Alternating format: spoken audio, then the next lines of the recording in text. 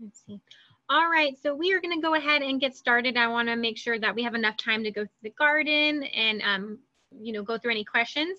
If you have any questions throughout the tour, please feel free to use the chat box feature and we will get to them. We will try and get to as many questions as we can towards the end, but we definitely want to make sure that we can explore our garden with you. Also, for those of you that are joining us right now, if you wait until the end, we actually are doing a raffle.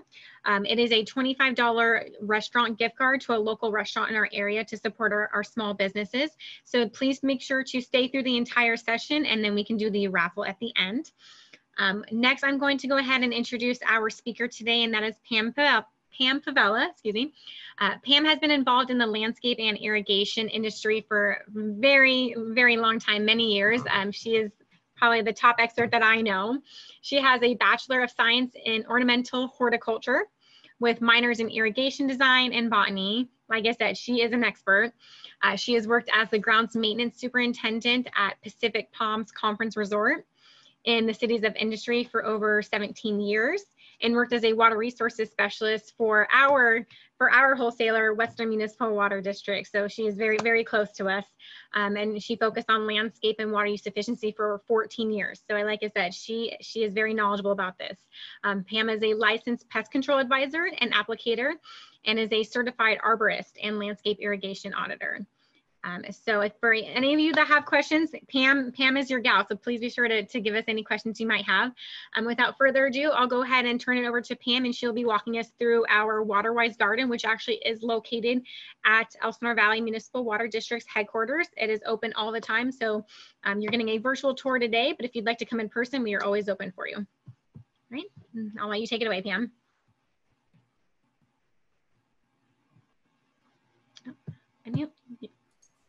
There, now can you hear me? Yes. Okay, that's weird. It automatically muted. All right, welcome everyone. So this garden is located in front of Elsinore Valley Municipal Water District and their building. And there you can see the building. And we're gonna take a walk through here.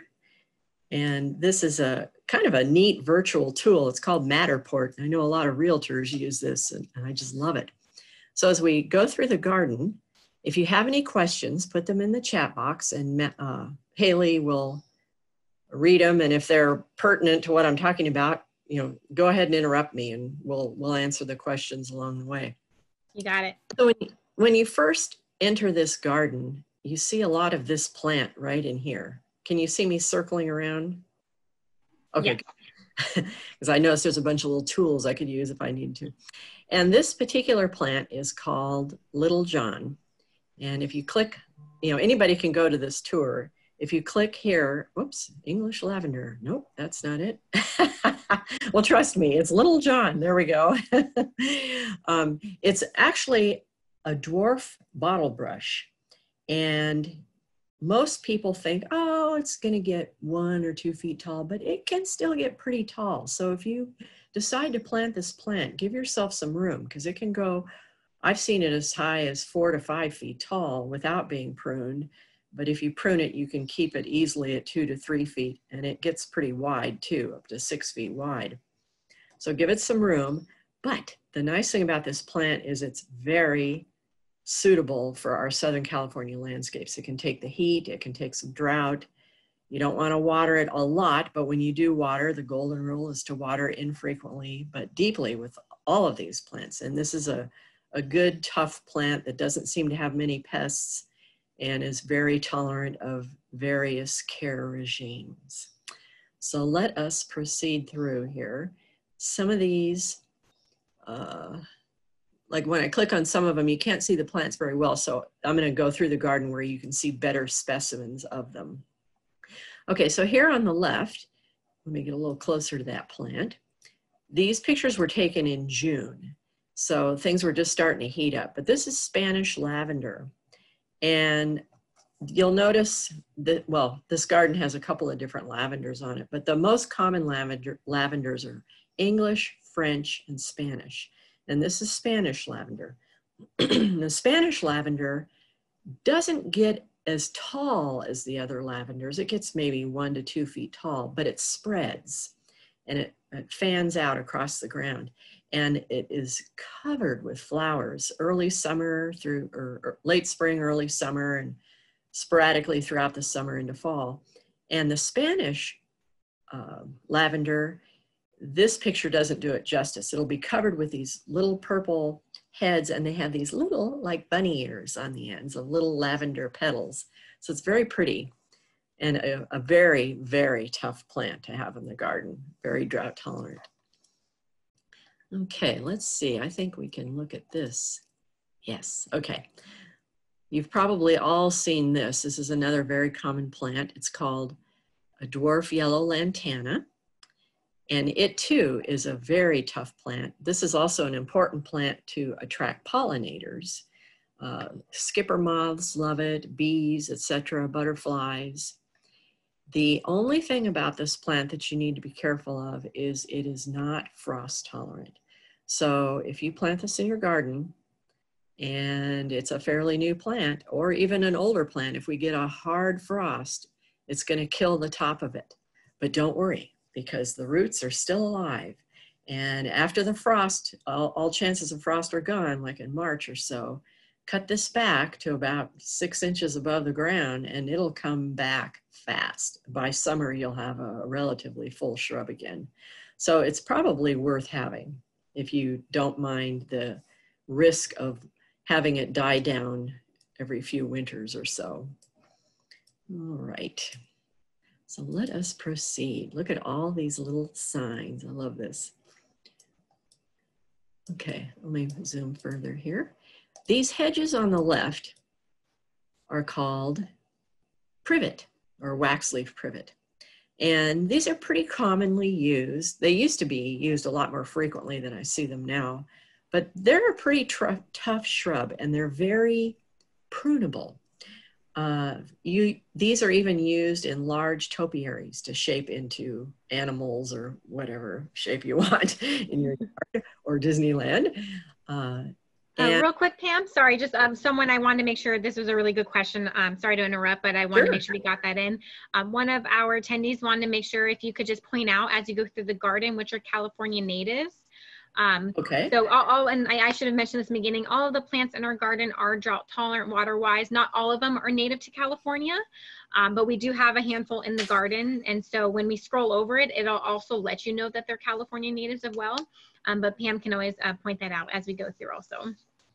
Yeah, I noted that you have 4 that are just California natives, and then 2 more that are native to the Southwest United States. So if I don't hit those, remind me. Okay, thank you. Get to them. Good question. So anyway, getting back to this ligustrum, very common shrub. Most people plant it as a hedge. It's very trimmable, very prunable. As you can see here, it's pruned into cubes. The one thing you want to be aware of is if you don't prune it heavily, it does flower with pretty white little tiny flowers and clusters, and they attract bees like crazy, which can be a good thing. But if you're allergic to bees, it might not be a good thing. So keep that in mind. And then we have right here, the iceberg rose. Let me click on that. This is becoming very popular for good reason. It is a shrub rose. Sorry, I'm getting a little wild here. Hope I'm not making you people dizzy. It's a shrub rose. It can be used as a hedge, and it flowers prolifically in the spring. You'll just be covered with white blossoms. The nice thing about this particular rose is as the roses die, they'll fall off. There are some other rose varieties that as the roses die, they hang on and you have all these dead flowers stuck on your bush. But this one, they fall off, so it's kind of self-cleaning.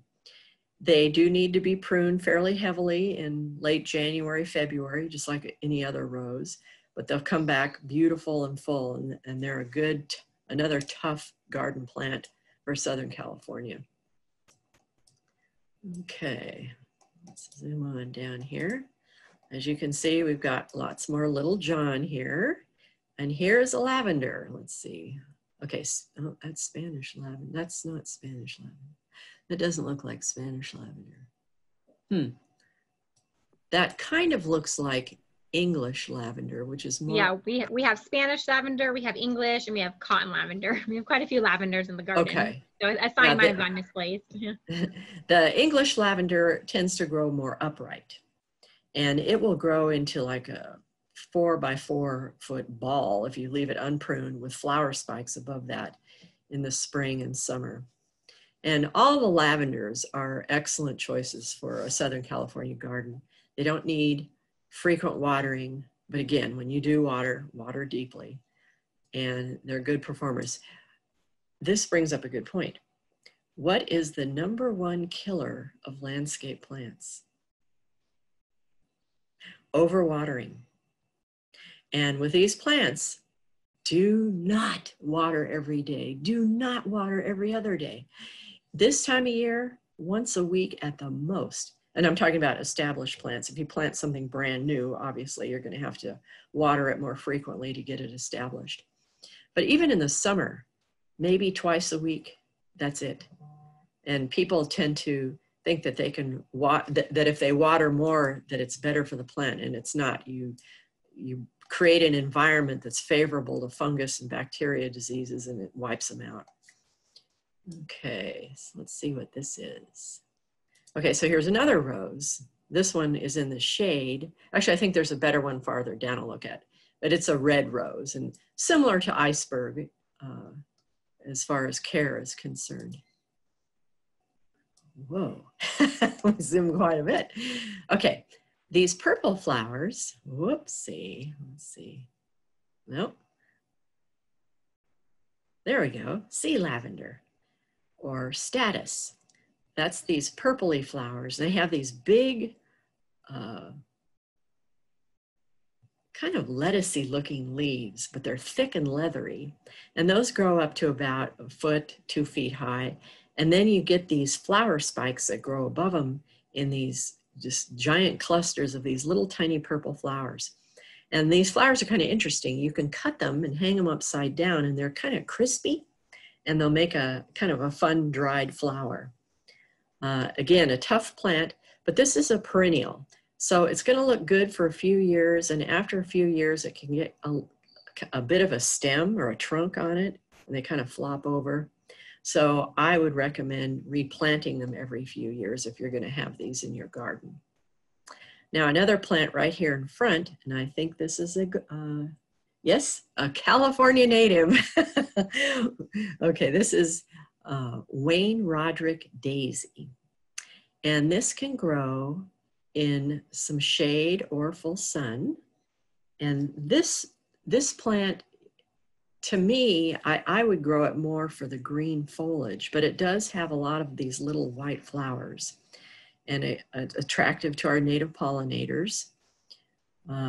Being a California native, you don't want to be overwatering this for sure, but most California natives will do better with some summer watering. Now, when I say some, I'm talking about a sprinkling once a week, a light sprinkling, or a good deep watering once a month. If you do that much more often than that, you're going to introduce rot organisms in the soil that these plants have, for which these plants have no defense, and you're going to lose them. So don't overwater natives. All right. And then we have some, some grasses here. You can see where one was pruned here in the spring. They get cut back in the spring, and then they resprout. And here's some more that have grown beyond their pruning here. Pam, we received a question, and since you had mentioned overwatering, I thought it might be a good time to chime in. Sure. Well, not a question, but they said my blue agave are dying because worms are growing at the roots because of too much water. Do you have any kind of recommendations for that? It's already dying, the blue? Yeah. My blue agave are dying because worms are growing at the roots from too much water. Oh. That's what they said.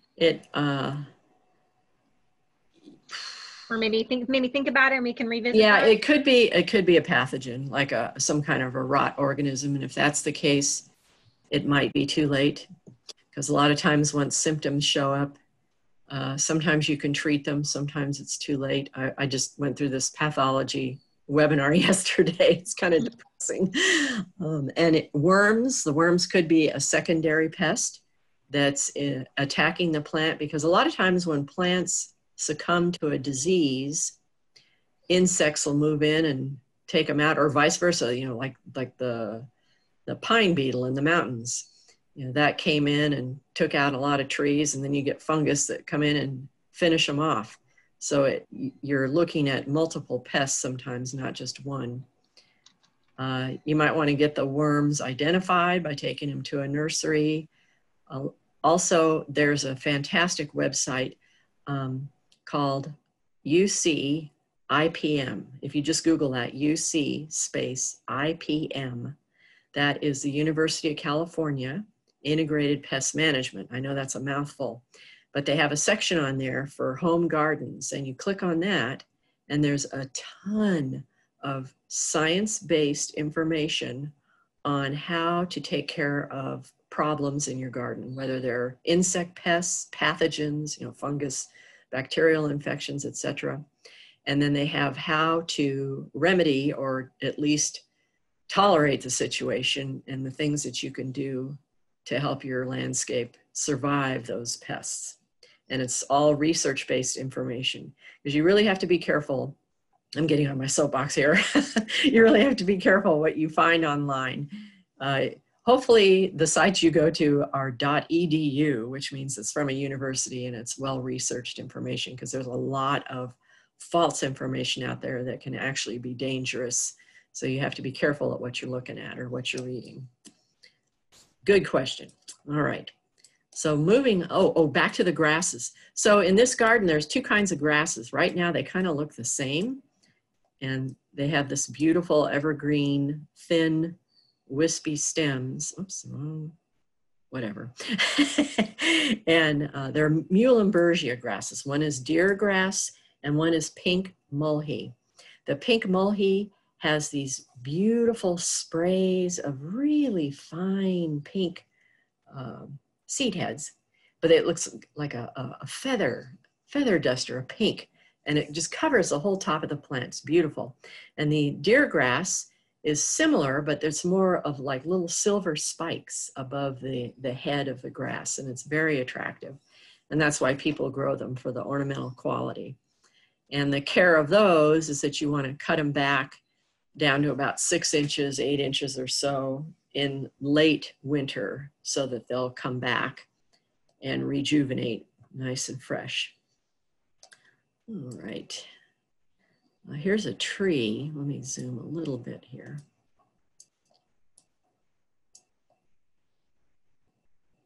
And I have received a couple of questions just now about trees. So when you're ready, let me know. Okay, let me find the tree. No. Well, I'm sorry, I can't find that one. Pam, I think it's the indigo bush. It's the dahlia. It was supposed to be a trailing dahlia. Oh, okay.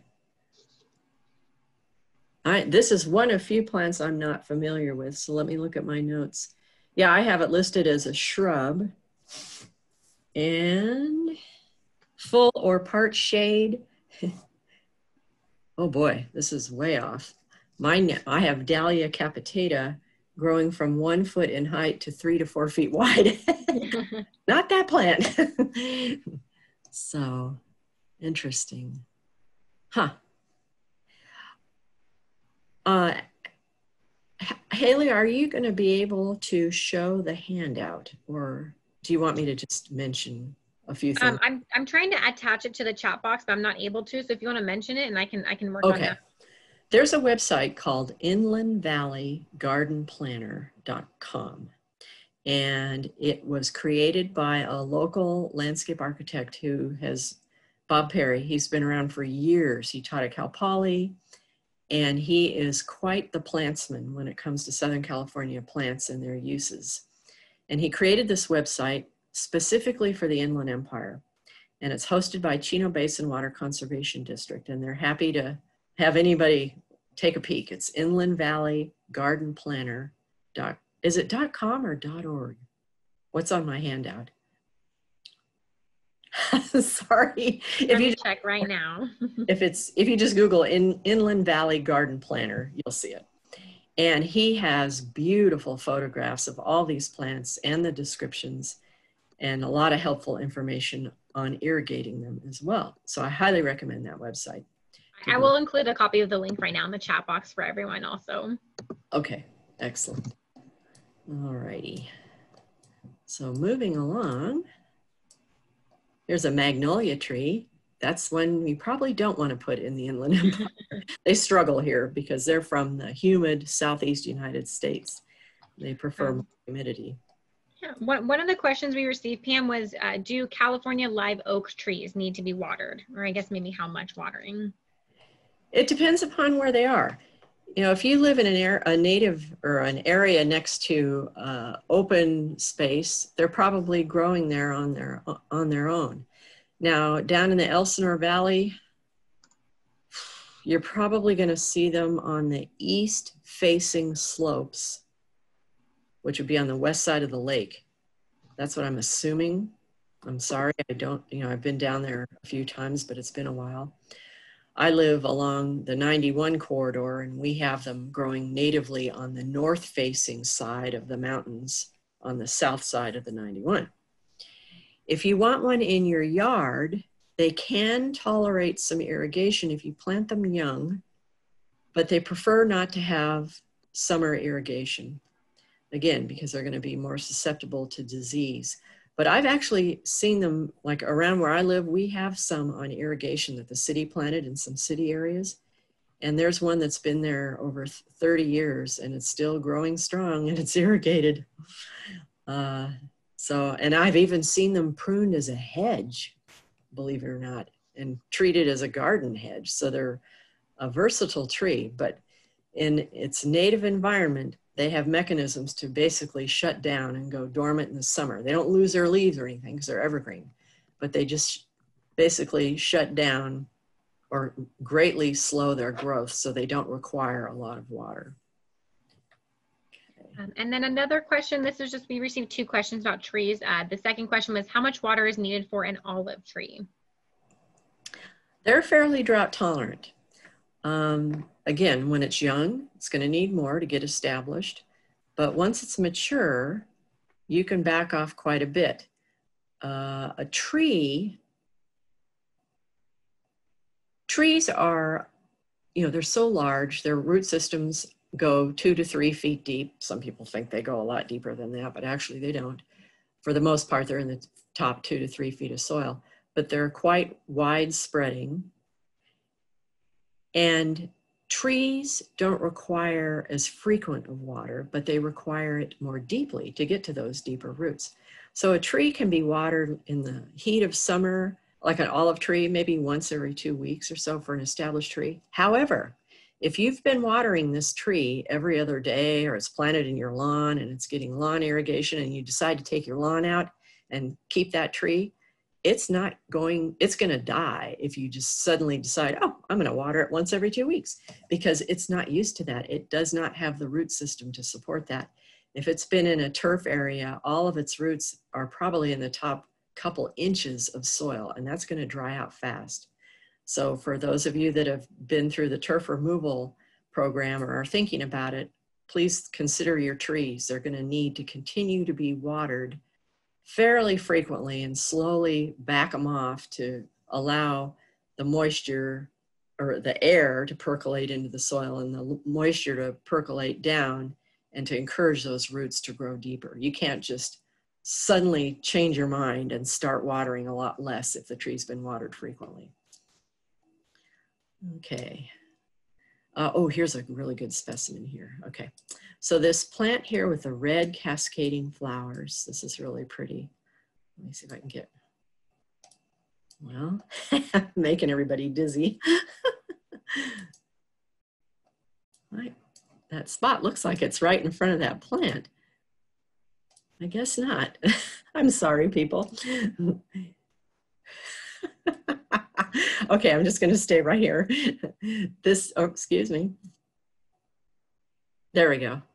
Coral fountain, Russellia. This is a very pretty shrub. In the spring and summer, it gets these flowers. It's kind of more of a free form plant. It's not a real formal plant that you'd want to hedge. You want to allow it to grow in somewhat of a free form style so that you get these cascades of all these red tubular flowers that the bees and hummingbirds just love. It's a great plant to have in your garden. It's a native of Australia. And we actually have a lot of native plants from Australia that do well in our climate here. And there's a number of them here in the garden. Let's see, and is this, that doesn't have a sign, okay. Here's a variegated pittosporum. This used to be a pretty commonly planted shrub. You still see it used a fair amount. And it's just a good basic hedge shrub. And it performs better with a medium amount of water, which means in the summer, twice a week. Once they're established, maybe once a week. People have a misconception that most shrubs, and especially trees, need to be watered frequently, but if they're well established, they don't. But you have to be sure that they're used to infrequent water. Like I said, don't have something that you're watering every day and decide, oh, I'm going to change it to once a week because it's drought tolerant. You can't do that. You have to wean it, so to speak. All right. So let's continue down this path. And Pam, while you're navigating, I received a really good question I wanted to share, and that is, are there any plant identification apps or programs that you would recommend? The Inland Valley Garden Planner is excellent. As far as ID, I can't think of any off the top of my head. If you're into native plants, there's calscape.org, CALSCAPE.org. And that's a really cool program. You type in your address, just like you would on Google Maps, and it populates a list of plants that are native to your local area. And they have great descriptions on the plants. And they're adding more and more information all the time to try and make it more landscape friendly as opposed to just restoration kind of plants. So that's calscape.org. And then again, I refer you to the Inland Valley Garden Planner for most other plants. Okay, so let me just see what we have here. Oh, well, that isn't a good picture. I'm going to get to that. See, we got more Little John. That's a tough plant. And we got more yellow lantana back there. What is that? Texas Ranger. Okay, this is not a good picture. And I think there's a better one in the garden, but I do want to talk about this plant. I guess it's this. It's been hedged tall. This is not how I would take care of this plant because it kind of does it an injustice. And let me tell you why. Sorry, Elsinore. Texas Ranger, Leucophyllum. There's a number of species, but this plant, depending upon the variety you get, one of my favorites is called Lynn's Legacy. And it is covered with lavender flowers in the spring and sporadically throughout the summer. And it's called a barometer plant because in Texas, where it's native, it senses a change in humidity and it will start pushing out flowers. So when these flowers start to bloom, people think, we might be getting rain in a few days. So it's kind of an interesting little story that goes with the plant. But the plant just has gorgeous little tubular flowers. In fact, if I show the picture again, you can see them there. And pretty gray, green leaves.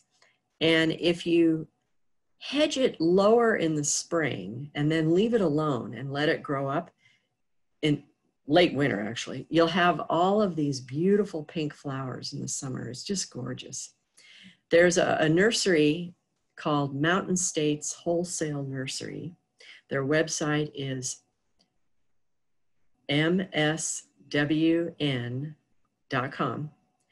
And they have a lot of great consumer information on the plants they grow. And they grow a lot of the leucophyllums. So that's a good reference for you if you want to look at some of these more drought adapted plants. They're based out of Arizona, in the Phoenix area, so you know what they grow is going to be able to tolerate some heat. Now back here, we have these more succulent looking plants. These are called red yucca or hesperaloe. And these are also a very tough garden plant for Southern California. And they get these beautiful spikes of these little purpley, or not purple, pink or white flowers in the spring and summer. And hummingbirds love them, butterflies, etc. And they're very drought tolerant because they're yucca. And I have found that these bloom even in a fair amount of shade. So they don't have to go in full sun. In fact, sometimes a little shade is helpful to them. Now there's a plant here in the back. This is called gay mallow. We actually have a California native that's a different species. This one's Lavatera thuringiaca, and our native one is Lavatera maritima. This particular one has these flower spikes that grow more in it like a spike, like a hollyhock flower, whereas our native one is more like this photo. The flowers are throughout the shrub. They both get fairly large, and the maritima is a California native. But I've never had experience with this particular one, but it sounds like it might be similar in its care and pruning, etc. Most plants you want to prune late winter, like late February, early March, when the danger of frost is past, unless it's a plant that flowers on its previous year's wood. If it does, then you're going to be cutting off all the potential flowers. But otherwise, if you plant late winter, you'll have the best results as far as flowering and plants filling in with foliage for the rest of the year. Okay, here's another tree. This is Catalpa. Let me see if I can get that up here. This is a cross between two trees, a catalpa and a desert willow, and very drought tolerant. I had some of these that I put in a parking lot that had these little 4x4 foot or 6x6 foot planters in this huge parking lot. Nothing would grow there. They didn't have irrigation. So I said, well, let's try these trees. So we put one tree in each planter, and this was in the San Gabriel Valley. And we watered them with a water truck once a week, and we fill the planter, and those things did great. They don't require, I mean, you got to soak them good when you water them, but they're very drought tolerant. They are not a dense tree, as you can see. You're not going to get a full shade from this tree, and they can be a little brittle, but they have these beautiful trumpet-shaped flowers. Let me see if I can get back to that. That are very pretty and, oops. Well, it doesn't show there. If you go to that Inland Valley Garden Planner, you'll see some great pictures of it there.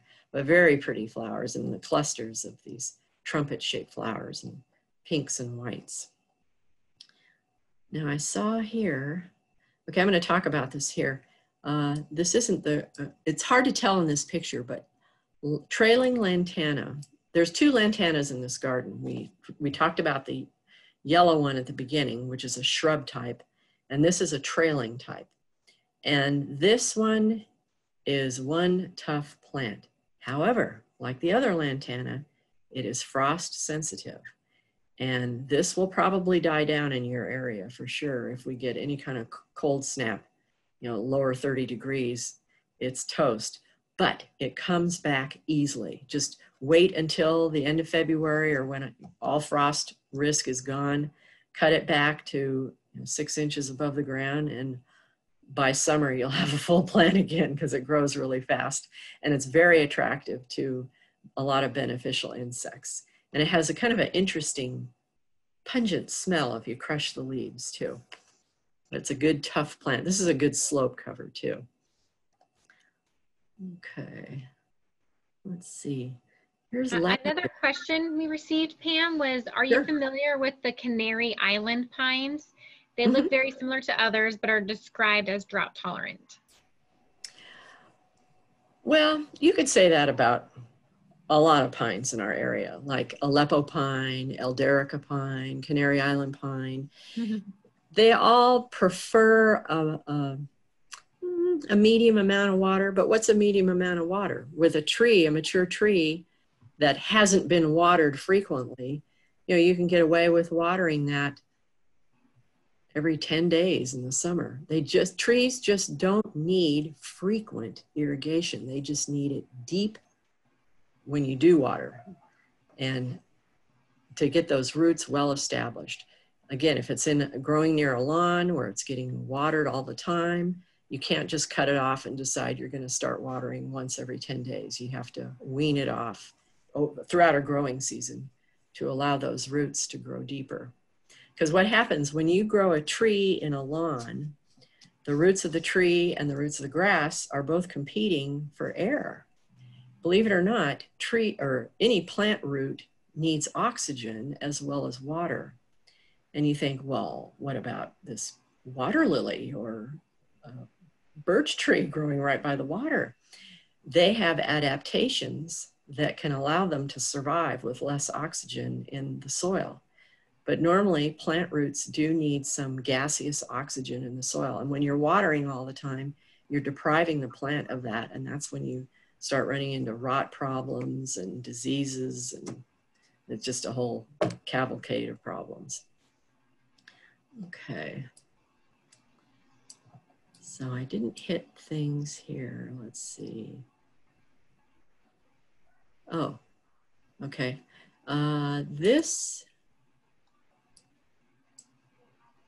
There's some perennials in this garden. By the way, the guide, do you have the guide up on the website, the Elsinore Eddie's Garden Guide? No, that we're going through some website changes, so that's temporarily down.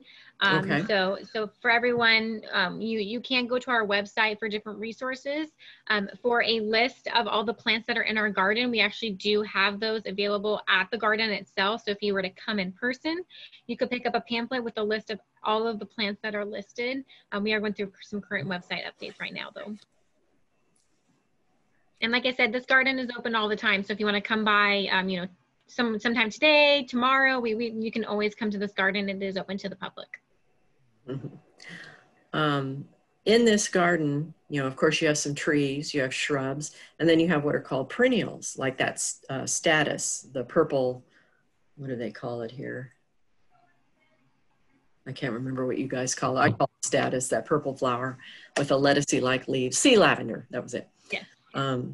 Well, here's another perennial, and it looks like,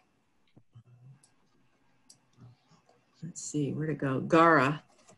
This is a little bit more on the delicate side. It sends these long, tall shoots, and you don't want to prune this off or you cut all the flower potential off. And it sends out these cute little 5-petaled pinkish or white flowers. This one is pink, and butterflies love it, other insects, etc. But it's a perennial, so this one tends to do a little better if you prune it back pretty hard in the late winter, and then you'll have a bushier plant with a lot more flower spikes. Okay, let's go down here. What are these? Okay, here's English lavender. I can tell these are new. That's what they look like when they're new. But they'll get to about 4 feet wide and 3 feet tall, and then the flower spikes above that. And lavenders, if you give them room, you shouldn't have to prune them much.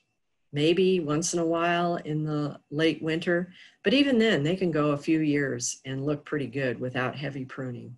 And they provide the really pretty purple flowers, and the foliage itself, you know, you can cut some and dry it and it smells really good. The English lavender is what is mostly the lavender that you see used in lavender oils, soaps, etc., because of that nice lavender fragrance. But they all have some fragrance, the Spanish and the French as well. Let's see, we talked about that. Yeah, we got a really good question that I personally get a lot, I feel like, and that is someone wanting to know where can they find, or what types of drought tolerant plants are also edible, if they want to like grow a garden or anything like that. Yeah, mainly the perennials, the herbaceous plants, although rosemary, which is you know, commonly used as a spice, that actually gets woody. I mean, that can be a shrub. It can be, you can buy a prostrate form that is more ground hugging, like a ground cover, and you can use the leaves of that as an herb. Salvias are edible. Some people make tea out of salvia. There's also some hallucinogens in some species. There's over 800 species of salvia, so you can probably find a lot of different uses for salvia. I'm looking at the list here. What else?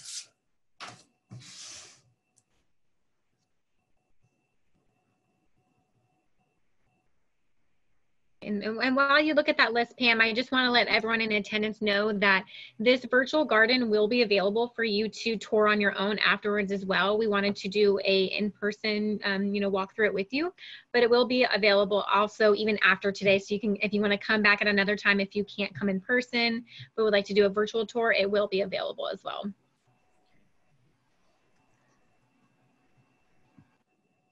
I don't have anything else on my notes other than the sages and the rosemary. I hate to say anything and then be wrong, so I'm going to play it safe and just say rosemary and sages. Okay. No problem. Well, it is a few minutes past. But if anyone else has any, you know, last minute questions, we'll still be here for a couple minutes, but you know, we want to be cautious of everyone's time. So if you have any questions, please feel free to enter into the chat box. And Pam, if you want to, if there's any closing things you want to go over before we end, I'd love to hear it. Well, I'm happy to stay and answer questions if you like, whatever you want to do. We've got quite a few. Yes, so is white sage edible? I don't know. Okay. The safest thing to do would be to look it up. And white sage is Salvia apiana, A-P-I-A-N-A. If you type in the botanical name, you're going to get exactly what that plant is instead of using a common name. So it's always better to use a botanical name if you can. So that's Salvia apiana. And if you Google that, and again, just be careful what resources you're looking at. Usually a nursery or a EDU is going to have the best information. Now there is one nursery that I'm going to tell all of you about. It's called San Marcos Growers. S-A-N-M-A-R-C-O-S, Growers. They're a Southern California nursery, but they distribute, you know, throughout part of the country. But they have an excellent website with plant descriptions with a lot of historical information. And if something is edible, they actually will say so on that website. So I will defer to San Marcos Growers.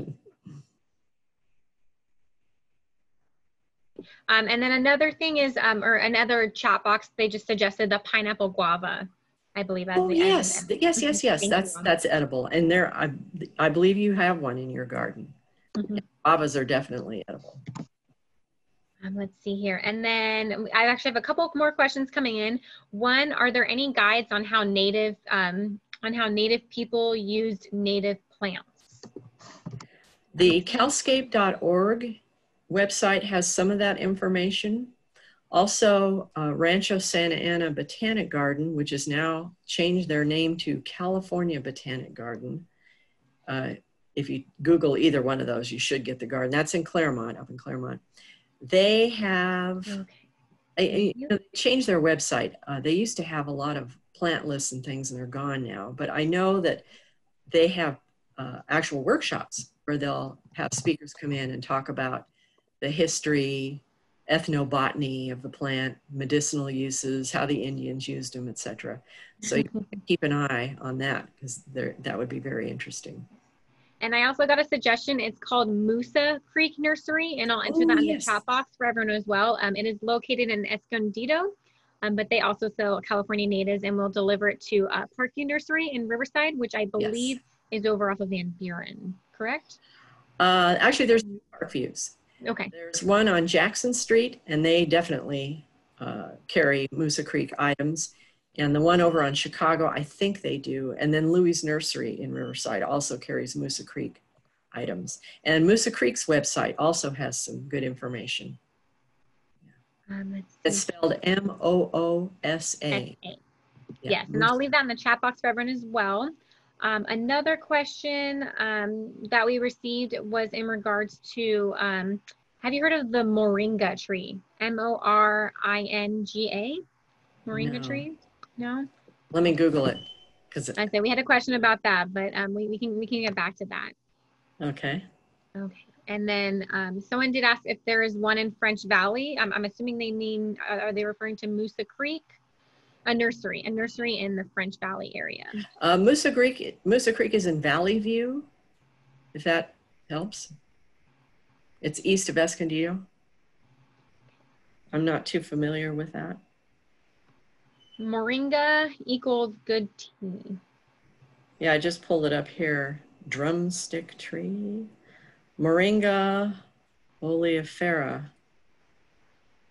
Native to the Indian subcontinent. I'm not familiar with that at all. We'll go ahead, and I just want to stop really quickly. We can definitely keep going with the questions. We're having a lot of questions right now, so that's really great. But I did mention in the beginning, if everyone stays till the end, we are doing a raffle. So I just wanted to get that out of the way really quickly since we have reached our time limit. But like I said, we will stay behind. And so real quickly, we have a winner for a $25 gift card to a local restaurant. And our winner is, and I apologize if I mispronounce your name, is, I think it's Quinn, Q-U-Y-N-H. I will go ahead and I will private message you regarding your raffle, but congratulations. And then for everyone else, we'll go ahead and, like I said, if you have questions, please, we will be here for you. We can definitely chat more. And even after this event is over, we will have this virtual tour available for you to tour it on your own as well. So please keep that in mind. Okay, let's see here. So we also have I'm going to misspell this, but Las Politas Nursery has a ton of info on California natives. Yes. And they may find. Yeah. Las Politas. P-I-L-I-T-I-S. It's on that handout. Yeah, they have a fabulous treasure trove of firsthand experience of growing natives. A lot of fun stories on that website. In fact, let me tell you about one. There's a penstemon called Margarita Bop. And a lot of people say, well, what's Bop? Because it's Margarita and then capital B, capital O, capital P. And I always wondered, what's Bop? Well, Bert Wilson, who owned Las Politas, he died suddenly, but his family's keeping the website going. He had this penstemon, a Margarita, whatever the botanical name is penstemon. And he had this one growing at the back of the porch, and it would get run over by a truck and stepped on and just neglected, and it kept blooming. So he called it Margarita Bop, back of porch. But there's a cute story on his website about that. Yeah. Looks like we're getting quite a few questions on trees. So hopefully that's okay. Another question we received is, can I grow mesquite trees from seed? Anytime you grow something from seed, if you aren't buying it from a breeder that knows exactly what it's going to be, you don't know what you're going to get because there's going to be some genetic variance in seed plants.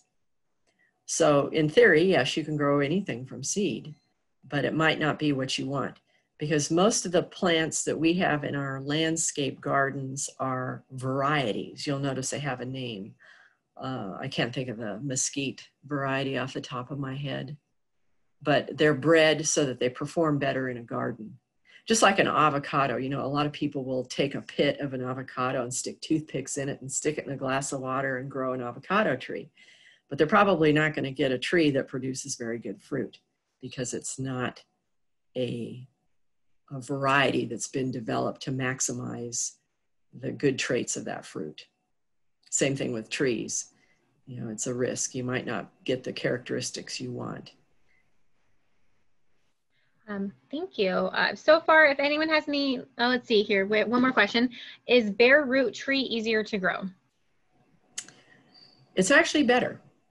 The reason why is because when you buy a bare root tree, that means you're typically buying a tree in the late fall or winter when all the foliage is gone. So that's a deciduous tree, a tree that loses its leaves in the winter. And when you plant it in the winter, and you're able to have all of the roots in contact with the native soil. In other words, don't buy planter mix and all this stuff. Just plant it right in the native soil. Dig a hole, stick it in there. Don't put it in too deep. Gently fill the dirt around the roots, water in as you go. And you want to plant it a little higher and it'll settle a little bit. And that is the best way to plant a tree because it's going to get established right away. If you compare that to a container tree that you don't remove any of the soil, you just stick the root ball right in a hole, it's going to take longer to get established into the native soil because you're creating a glorified pot. When you buy a plant from a nursery, it's planted in this lovely, loose, fluffy planting mix that's great for growing in a pot because they need something they can water and it will drain quickly, etc., and not waterlog. But when you take that fluffy, light soil planter root ball and stick it in a hole in the ground, the soil around the root ball is much finer and tighter, dirt. And what happens is water is going to be attracted to the tighter surface, or well, smaller particle surfaces. It's going to attract more to that. And it's going to suck the water out of that root ball. So you're going to find that, gosh, I really have to water this thing a lot to keep it going for a while until those roots start penetrating the native soil. I was actually on a webinar a few weeks ago where this one garden professor is advocating removing the soil off of any plant before you plant it. And somebody said, even bougainvillea? Because bougainvilleas are usually very touchy. If you mess with their roots, they just...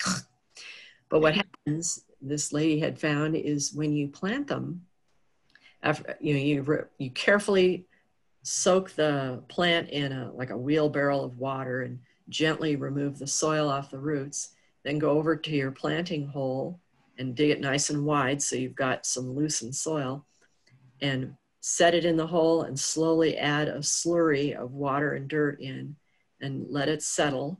You don't want to tamp it down with your feet or hands or a shovel or anything. Let the water do the tamping down and hold it so that it's steady. And hopefully, you won't have this soil that becomes a tank of water for a week. Mm-hmm. Hopefully you have some soil that drains.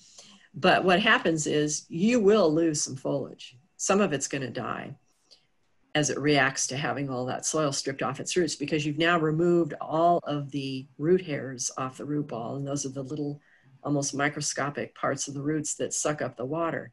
But those regenerate quickly, and they will regenerate. And within a week or so, those roots will start taking up water again. It'll start pushing out new growth.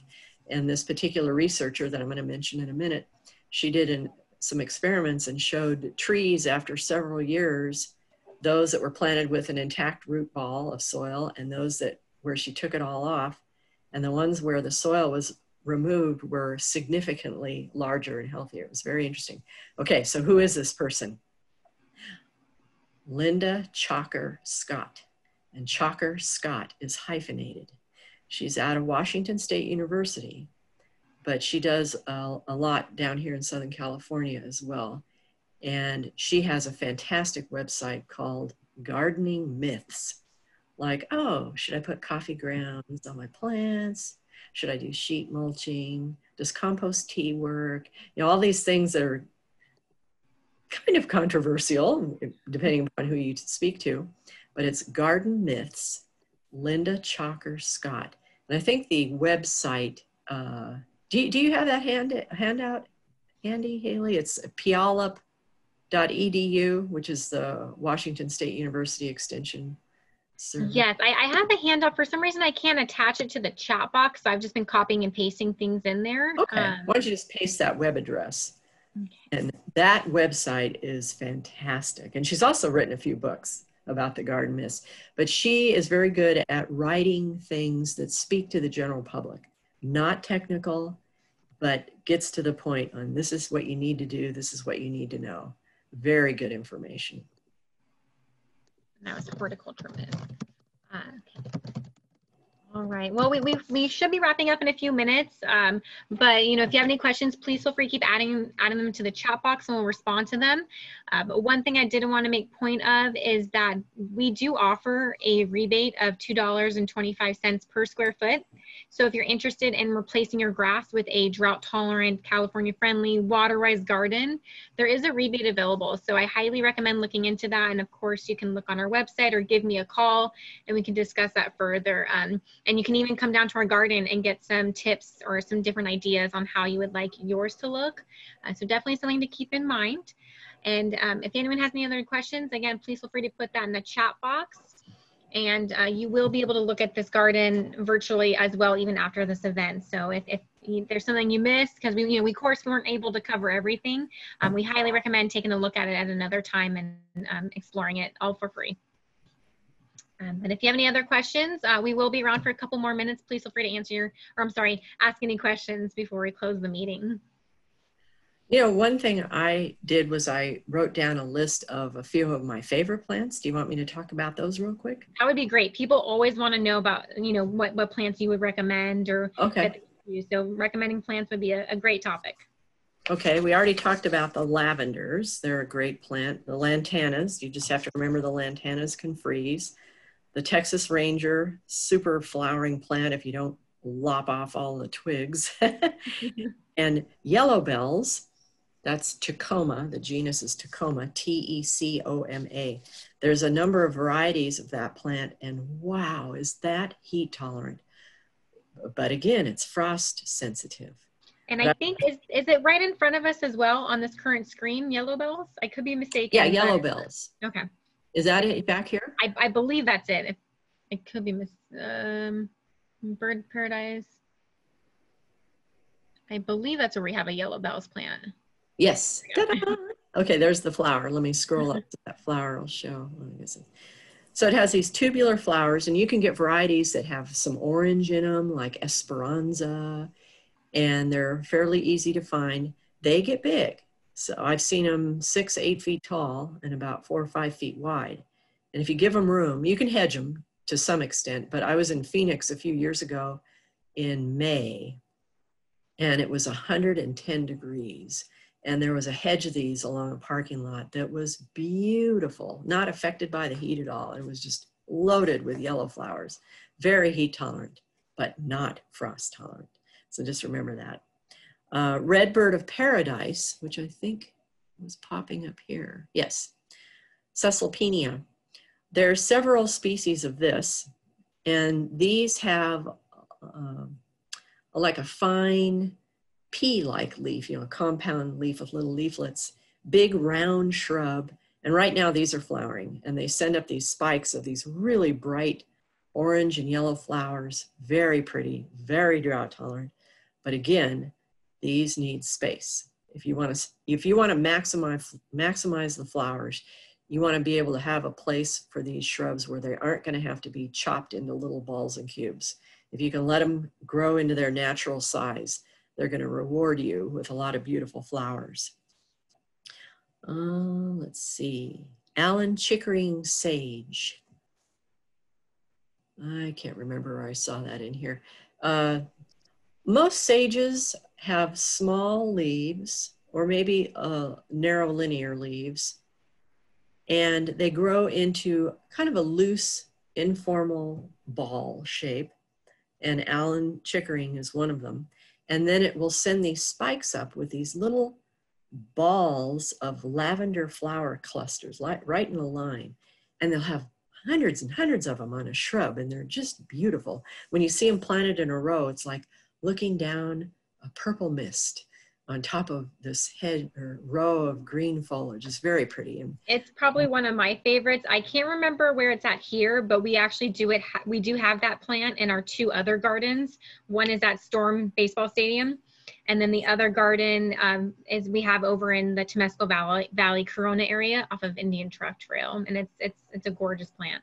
Yeah, and that's California. Yeah, that's one of my favorites, because it's just when it blooms, it's you can't miss it. That really pretty bluey purple color. Yeah. One question we did get is, do you know where we can find the red bird of paradise? Another one of my favorites as well, just because it's so tropical and brightly colored. That should be pretty easy to find. I've actually purchased some at Home Depot. Now, Home Depot, you know, sometimes they have it, sometimes they don't. But if you ask at a regular nursery, you know, your local nurseries, the nice thing about them is they have the ability to order something if they don't have it. Like if you go in and you say, I want a red bird of paradise or Caesalpinia, you can impress them by saying Caesalpinia. If they don't have it, they should be able to order it because that's not that uncommon of a plant. So. Great. Well, I think, oh wait, here we go. So another question I received, and this, I've never received this question before. It's interesting. Are steer manure or chicken manures recommended for plants? You have to be careful. Cow manure, but I've never heard of the chicken one. With steer manure, that tends to be high in salts. And we already have a salt problem in the Inland Empire. So you probably don't want to be adding more salt to your soil. And you're probably thinking, salt. Well, salts can be a lot of different things, not just table salt. Like every time you fertilize, you're adding salts to your soil. So whenever you have a high salt situation, you actually want to water more to leach it out. But we don't want people to have to keep watering more. So it's better to go with something else. And research has shown that the best mulch you can use is bark chips. Wood chips, not bark chips, wood chips. And not colored chips, just natural wood chips.